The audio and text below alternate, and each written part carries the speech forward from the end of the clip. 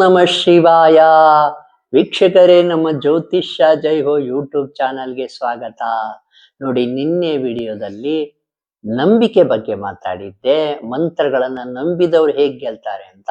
ಇವತ್ತು ಅಪನಂಬಿಕೆ ಬಗ್ಗೆ ಮಾತಾಡ್ತೀನಿ.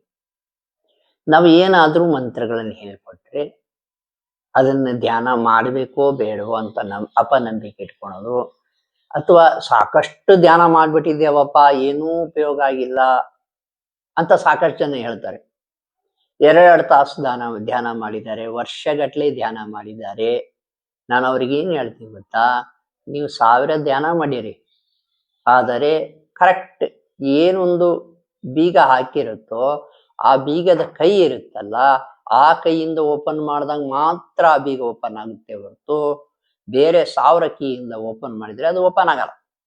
ಹಂಗೆ ಈ ಮಾಟ ಮಂತ್ರ ಆಗಿದೆಯಪ್ಪ, ವಾಮಾಚಾರ ಆಗಿದೆ ಅಂದ್ರೆ ಅದಕ್ಕೆ ಸರಿಯಾದ ಮಂತ್ರವನ್ನು ಮಾಡ್ಬೇಕು. ಅದ್ರ ಪ್ರಭಾವ ಕಡಿಮೆ ಆಗ್ಲಿಕ್ಕೆ ಯಾವ ಮಂತ್ರವನ್ನ ಧ್ಯಾನ ಮಾಡ್ಬೇಕು ಆ ಮಂತ್ರವನ್ನ ಧ್ಯಾನ ಮಾಡಿದಾಗ ಮಾತ್ರ ಅದು ಪ್ರಭಾವ ಕಡಿಮೆ ಆಗ್ತದೆ, ಅದರ ಶಕ್ತಿ ತಗ್ತದೆ. ಈ ಆತ್ಮಗಳಿಗೆ ಹಿನ್ನಡೆ ಆಗ್ತದೆ, ಆತ್ಮಗಳಿಗೆ ಹೊಡೆತ ಬೀಳುತ್ತೆ, ಅದಕ್ಕೆ ಕಿರಿಕಿರಿ ಆಗುತ್ತೆ, ಅದಕ್ಕೆ ತುಂಬಾ ನೋವಾಗುತ್ತೆ. ಮೊದಲು ನೀವು ಮಂತ್ರಗಳನ್ನ ಧ್ಯಾನ ಮಾಡುವಾಗ ಅದು ನಿಮಗೆ ಅಟ್ಯಾಕ್ ಮಾಡ್ತವೆ ಆತ್ಮಗಳು. ನೀವು ಮಂತ್ರಗಳನ್ನ ಧ್ಯಾನ ಮಾಡದ ಹಾಗೆ ತಡಿತವೆ. ಒಬ್ಬ ಮಹಿಳೆಗೆ ಹೇಳ್ಕೊಟ್ಟಿದ್ವಿ ಹಿಂದೆ, ಒಂದು 7-8 ವರ್ಷದ ಹಿಂದೆ. ಆ ಮಹಿಳೆಗೆ ಹೇಳ್ತಾ ಇದ್ವು ಅವು, ನೀ ಧ್ಯಾನ ಮಾಡ್ಬೇಡ, ಈ ಮಂತ್ರ ಕೇಳ್ಬೇಡ, ಈ ಮಂತ್ರ ಕೇಳ್ಬೇಡ ಅಂತ. ಅವರ ಧ್ವನಿಯಲ್ಲೇ ಕೂಗಿ ಹೇಳ್ತಾ ಇದ್ವು. ಹಾಗೆ ಈ ನೋಡಿ, ಅಪನಂಬಿಕೆ ಇಟ್ಟವರು ಏನಾದ್ರು ನಾವು ಹೇಳಿದ ಮಂತ್ರಗಳನ್ನು ಧ್ಯಾನ ಮಾಡಕ್ ಒಲ್ದಾದವರು, ಅಥವಾ 1 ವಾರ 2 ವಾರ ಮಾಡಿ ಬಿಟ್ಟವರು, ಬೇಡಪ್ಪ ಇದ್ರಲ್ಲಿ ಏನು ಶಕ್ತಿ ಇಲ್ಲ ಅಂದರು. ನೋಡಿ, ತುಂಬಾ ದೊಡ್ಡ ಪೊಸಿಷನ್ ಇದ್ದ ಒಬ್ಬ ಹೆಣ್ಮಗಳು ಮಾಟ ಮಂತ್ರ ಮಾಡಿ 100 ಮೀಟರ್ ಕೂಡ ಅಡ್ಡಾಡಕ್ ಆಗ್ತಾ ಇಲ್ಲ. 100 ಮೀಟರ್ ಮನೆಯಲ್ಲಿ, ಸುಮಾರು 40 ವರ್ಷದ ಮಹಿಳೆ, ಅಡ್ಡಾಡ್ಲಿಕ್ಕೆ ಆಗ್ತಾ ಇಲ್ಲ. ಆದ್ರೂ ಆ ಹೆಣ್ಮಗಳು ನನಗೆ ಕರೆ ಮಾಡಿದ್ರು, ನಾನು ಹೇಳಿದ್ದನ್ನು ನಂಬಿಲ್ಲ. ರಿಯಾಲಿಟಿಯನ್ನು ನಾವು ಕೂಡ ಒಪ್ಕೋಬೇಕಾಗುತ್ತೆ. ಆ ಹೆಣ್ಮಗಳನ್ನು ನಂಬಲಿಲ್ಲ ಆ ಮಹಿಳೆ.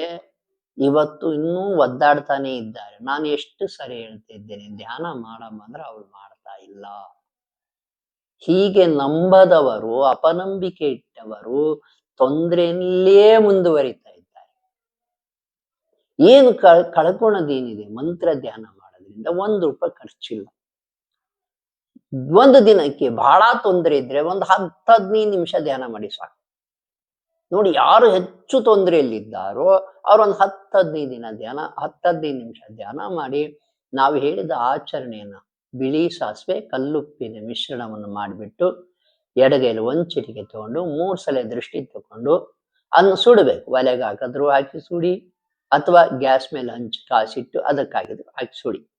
ಪದೇ ಪದೇ ಹೀಗೆ ಮಾಡ್ಬೇಕು. 10 ಸಲ ಆದ್ರೂ ದೃಷ್ಟಿ ತೆಗೆದು ಸುಡಬೇಕು.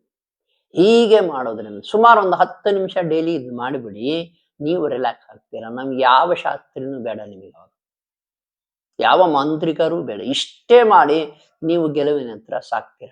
ಮಂತ್ರ ನಾನೇ ಹೇಳ್ಕೊಡ್ತೇನೆ. ಮಂತ್ರಗಳನ್ನು ಹಿಂದಿನ ವಿಡಿಯೋಗಳಲ್ಲಿ ಸಾಕಷ್ಟು ಬಿಟ್ಟಿದ್ದೇನೆ, ನೀವು ನಮ್ಮ ವಿಡಿಯೋಗಳನ್ನು ಚೆಕ್ ಮಾಡಿದ್ರೆ ಸಿಗುತ್ತವೆ. ಬ್ಲಾಕ್ ಮ್ಯಾಜಿಕ್ ರಿವರ್ಸಲ್ ಮಂತ್ರ ಅಂತ ಹೊಡೆದ್ರೆ ಸಿಗುತ್ತೆ. ಸಾಕಷ್ಟು ವಿಡಿಯೋಗಳನ್ನು ಬಿಟ್ಟಿದ್ದೇವೆ, ಅದು ನೋಡ್ಕೊಳ್ಳಿ. ಆ ಧ್ಯಾನಗಳನ್ನು ಮಾಡಬೇಡಿ. ಅಥವಾ ನಿಮಗೆ ಸಲಹೆ ಬೇಕಂದ್ರೆ ನೀವು ನಮಗೆ ಕರೆ ಮಾಡಿ, ನಾನೇ ತಿಳಿಸ್ತೇನೆ ಏನಪ್ಪಾ ಈ ಮಾಟ ಮಂತ್ರ ವಿರುದ್ಧ ಹೇಗೆ ಹೋರಾಡ್ಬೇಕು ಅಂತ. ಆ ಮಹಿಳೆಗೆ ಮತ್ತೊಂದು ವಿಷಯ ಹೇಳಿದ್ವಿ, ಒಂದು ಗುಡಿಗೆ ಹೋಗಿ ಬಾರಮ್ಮ, ಒಳ್ಳೇದಾಗುತ್ತೆ ಈಶ್ವರನ ಗುಡಿಗೆ ಅಂತ ಹೇಳಿದ್ರೆ ಅದನ್ನೂ ಹೋಗಲಿಲ್ಲ.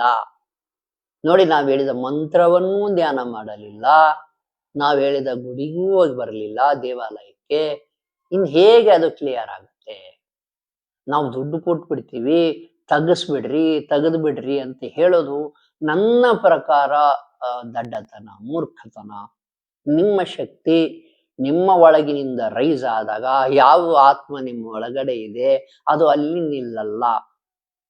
ನೋಡಿ, ನಿಮ್ಮ ಶಕ್ತಿ ರೈಸ್ ಆದಂಗೆಲ್ಲ ನಿಮ್ಮ ಒಳಗಡೆ ಯಾವುದೋ ಒಂದು ಆತ್ಮ, ಒಂದು ಪೀಡೆಯೋ ಪಿಶಾಚಿಯೋ ಬಂದು ಸೇರ್ಕೊಂಡಿದ್ರೆ ಅದು ಅಲ್ಲಿ ನಿಲ್ಲಲ್ಲ. ಯಾವುದೇ ರೀತಿ ದುಷ್ಟ ಶಕ್ತಿ ಆಗಿರ್ಲಿ, ನಮ್ಗೆ ಹಂಗ್ ಮಾಡ್ಬಿಟ್ಟಿದ್ದಾರೆ, ಹಿಂಗ್ ಮಾಡ್ಬಿಟ್ಟಿದ್ದಾರೆ, ಅಷ್ಟು ಭಯಂಕರವಾಗಿ ಮಾಡಿದ್ದಾರೆ. ಯಾಕೆ ತಲೆ ಕೆಡ್ಸ್ಕೊಂತೀರಾ? ಅಘೋರಿಗಳೇ ಮಾಡಿದ್ದಾರೆ ಕೆಲವರಿಗೆ, ಅವರು ಕೂಡ ನಮ್ಮ ಹತ್ರ ಬಂದಿದ್ದಾರೆ. ಮಂತ್ರ ಹೇಳ್ಕೊಡ್ತೇನೆ, ನಂಬಿಕೆ ಇಡಿ.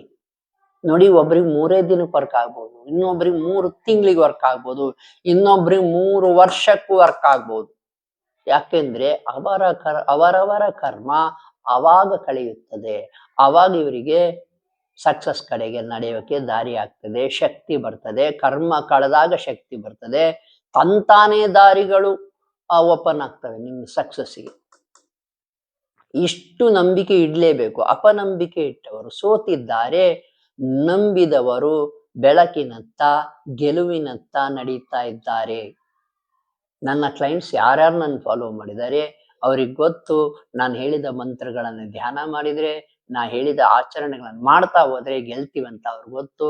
ಅವರೆಲ್ಲ ನೆಮ್ಮದಿಯಿಂದ ಇದ್ದಾರೆ.